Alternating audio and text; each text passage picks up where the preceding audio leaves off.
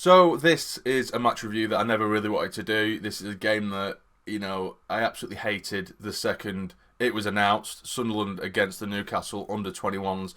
I'm not a fan of this competition, but then at the end of the day, it's an opportunity for us to get to Wembley. It's an opportunity for some silverware, so of course, we need to take it at least sort of semi-seriously, don't we? Well, we do need to take it seriously. Get some silverware, potentially. You never know. Every competition you need to, at least try your best in type thing. But I tell you what, those fucking Newcastle fans, they're saying beforehand, it's not a big game, we don't care about it, we don't give a shit about it.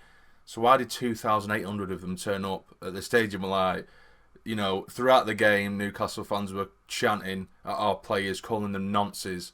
Yet 2,800 of them turned up to watch kids play, which I found relatively ironic. I mean, they were saying that even now they're saying that we played our first team or our best lineup. I mean, we didn't have McLaughlin, Baldwin, Oviedo, Matthews, Power, Catamole, McGeady, Honeyman, Madger, just to name a few. I mean, come on. Yes, we should have won, and we did. It was basically a reserve side sprinkled with a few of our own youngsters. I mean, they say that, oh yeah, it was just our kids. The youngest player on the pitch was a Sunderland player. In fact, Borley Mumba, 17-year-old Mumba, the last time the first team of Newcastle beat us, he was sat in primary school. So, just shut the fuck up. Oh, and it was an 18-year-old BENJI Kimpioka who got the fourth goal as well. So, I don't know. Anyway, now that I've got that out of my system, let's get on to the match review. So we did take on Newcastle under-21's. First half, it was pretty drab. It was pretty shit. I mean, don't get me wrong. It was just an odd atmosphere to be in anyway, or to see. You could tell that the team, they were quite... I don't know, they felt like they were lacking in confidence a little bit. They were dominating possession-wise. They didn't really have anything. We were easily pushing them off the ball. At times, I actually felt sorry for the young lads of Newcastle because they were just getting bullied. We just refused to shoot. We were getting down to wide areas consistently with Watmore and Sinclair. And I think their decision making was just piss poor. For me, I'm pretty much done with Sinclair. He does work hard, but I'm just getting to the point where I'm just settled with the fact that he's shit, because I think he is. I think he's just really shit. He gets himself in good positions. He's got a little bit of pace about him, but he refuses to shoot. And I don't know whether it's just a case of he has zero confidence whatsoever because he hasn't been great since he's arrived. What more, of course, he's still not going to be quite sharp. But I think his sort of ball control, it's quite erratic. He can't keep the ball under his own control. His touch is too heavy. His legs are just going all over the place when he tries to run with the ball. And a bit similar to the Charlton game, his decision making is pretty poor. When you discriminate him to get the ball in the box, he'll just run it out of play because he has no control over the ball. And that's not, I'm not slating him. Like I say, he's not going to be the sharpest tool in the box, is he? Because he's been out for so goddamn long. But I'm just saying that he wasn't great in that first half. We didn't really make too many chances. We dominated. We just made a few little half chances, and that were it really. We needed a change at half time, and it was the one that I was screaming for on social media, and that was BENJI Kimpioka, because I'm a massive fan of his. I just love his attitude. I love how raw he is. I love his fearlessness and his confidence to just run at players, and he's so unpredictable. He's so unpredictable when he's going at players. I think half time he don't know what he's doing, but it always seems to come off. He's very skillful. He's got a bit of pace about him, and he is just so direct with his play. The second he gets the ball, he'll run at a defender. He won't mess around with it, won't think too much. He'll make a decision and bang, he's gone past you.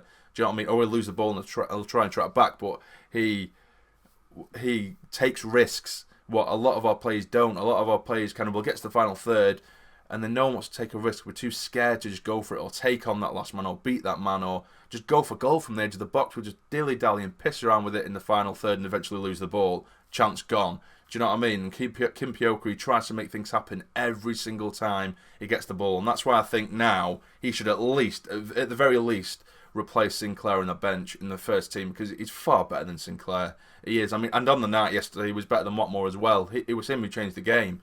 We went on to score 4 goals in that second half. And, I don't want to go too much into detail about it because it was only against the under-21s. I didn't really want to make this review, like I say, but it's what I do. So in the end, as soon as we got the first goal, we scored 2 from set pieces, which is great. It's great to see. But yeah, it took us to play an under-21 side to start scoring fucking set pieces, where White's just bullying them in the air. White did get a goal, like I say, so hopefully that does him a little bit of confidence at least. Maguire scored as well. Kimpioka scored the fourth. And the first goal was an own goal from the Newcastle lad. But I think as soon as they conceded, they just kind of they collapsed, as kind of expected. It was a young team. But it was good to see a few of our youngsters out there as well, getting a little bit of game time. Molineux back from his loan as well, who, he didn't really get that much game time. He just got a little bit towards the end, but it's good to see him on the pitch as well. Hackett come on as well for the final few moments. I think he looked okay. He looked a bit panicking, a little bit nervy, but I think after he settled in after a few minutes, I think he did actually look pretty good. So yeah, I think that was pretty much it. Like I said, I don't want to go into too much detail. I just kind of just wanted to at least make some kind of video on it, because it's a fixture that I just absolutely hate. I really do. Of course, if it's the first team, then it's different, but it's the under-21's. But yeah, so it finished 4-0. It's good to see a few of the lads get a bit of game time, and we move on to what is a much bigger game this weekend against Luton. And if we win that game, we go second in the league. And I'll just finish up by saying that, even though it was just, it was a shitter of a game, really, purely because of the circumstances, being there under 21's. But, Newcastle fans ripping seats out again. I know it's not all of them, but it's on social media. It has been seen. There's a lad boasting on social media, and he's ripped out another seat. They're just absolute fucking scumbags. There's no place for it. No, I don't see what the point is at all. It's ridiculous. It's absolutely fucking disgusting. But either way, that's it. We're through to the next round, and hopefully that we don't need to see this kind of fixture ever again in our lifetime. Hopefully, anyway. Fingers crossed.